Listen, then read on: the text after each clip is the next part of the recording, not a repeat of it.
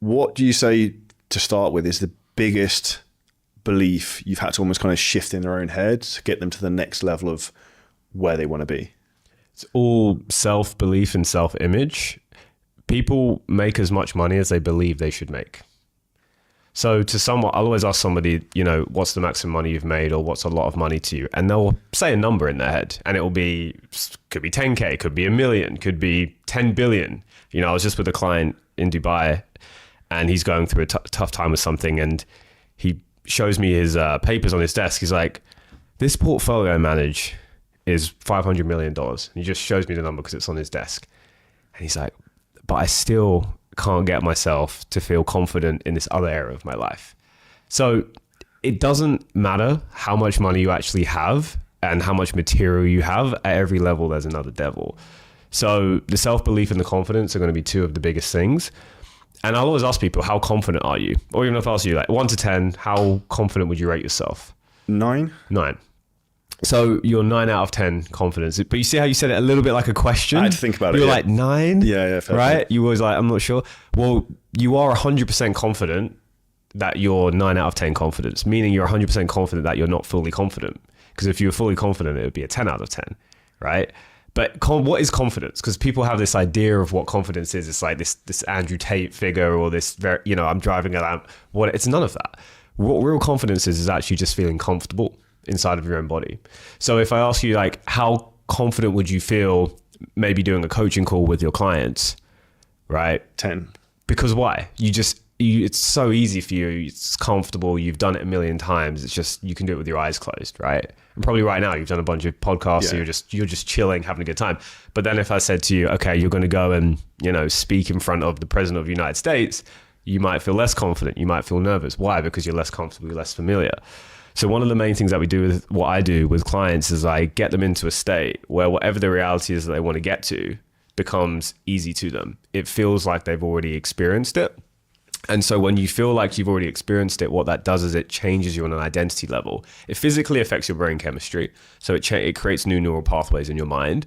But it basically just makes you believe that you belong where you want to be. And the only reason why people don't get where they want to be is because they don't believe they actually deserve to be there.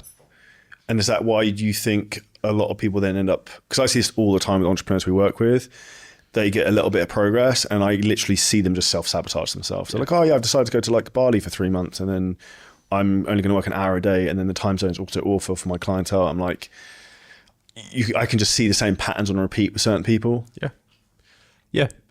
People self-sabotage themselves all the time. I'll most of the examples I'll give will be anonymous, but some I can say. But another guy, multi-billionaire, and has everything you could possibly want in his life. Went out after the other day, felt a lot of stress and anxiety, went and had a drink at a bar. The next thing you know, he's crashing his car and he's in prison. Why did that happen? Well, it happened because on a deeper subconscious level, subconsciously, he didn't feel like he belonged where he now was. Part of him felt guilty, shameful for things that he'd done, and he didn't feel like he deserved to be there. And so he took actions for him to no longer be there. So basically fuck that up, essentially. People do this on all levels, whether it's, they're just starting their business and they just won't post content, right? Or they maybe get some success. Fear of failure is always a thing that people will say that they have. Fear of success, fear of failure, they're the same thing, because actually most people are more scared of being successful than they are failing. Because fear of failure is not even real, because if you fail by yourself in your own room and nobody knows about it, suddenly you're not scared about it anymore. So you're actually fearful of other people's perception. Fear of success is, okay, what if I become successful? I then get in the limelight a little bit or whatever happens, and then I fail. Now what's happening is you're actually scared of other people's perception of you failing at that level again. So it's exactly the same thing. So these mental battles will happen in the mind, and most people are unconscious that they even happen. Or maybe you go and do some therapy and then you become aware of these things. Great, now you're aware, but has it actually changed? So an example of this is I had a client, he's actually in the same industry as you, in online fitness coaching, and he'd been at the same revenue mark for about 2 years. So it was about 100K per month, maybe 150. And he'd done the best, but he actually saw me with doing a session with Will Brown. That's how he found me. He DM'd me on Instagram. Next day we meet. He tells me, I'm stuck here. I know I can do more, but I just can't get myself to do the actions, right? Whether it's showing up on YouTube, like filming out, just like basic things that he obviously knows how to do. He's paid hundreds of thousands to coaches to do, but he's just not doing it. Why? When we got down deep into it, there was certain events that happened to him in his past that were affecting him subconsciously, that was stopping him from taking the actions, and fear that he didn't even know were happening. If you ever saw that, there was this interview once where Andrew Tate debated a therapist. It's like a really good interview. I highly recommend people watch it. And it's Tate versus therapist, right? He even hired that therapist to come and work on him. And he knew what his problems were, but still they hadn't changed. We did a first session together. This was a few months ago. Next month, he did 300K within 37 days, 466K the next month. And now he'll be on his path to millions a month.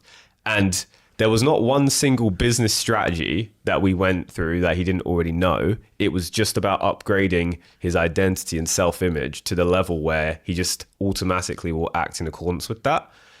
And that's the thing is, you can use willpower, you can use force, that can get you really far, but it's always going to feel hard. And yeah, you need to work hard in order to be successful to a degree.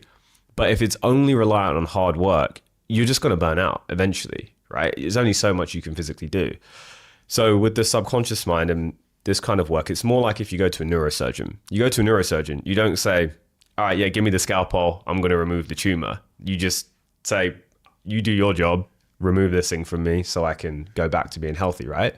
It's kind of the same way with this, is you have whatever the limitation is removed or the fear removed, and then you can just go and automatically get the success that you want. Now, if you enjoyed this clip and you're a coach, creator, or a business owner and you want help in terms of how to scale your business using ads, AI, content, marketing, a lot of things we talk about on the show, then hit the link at the top line of our description in the YouTube video. You can book on a call with us and we'll walk through the whole process, audit your business, and show you where there's huge, huge opportunities for you to scale.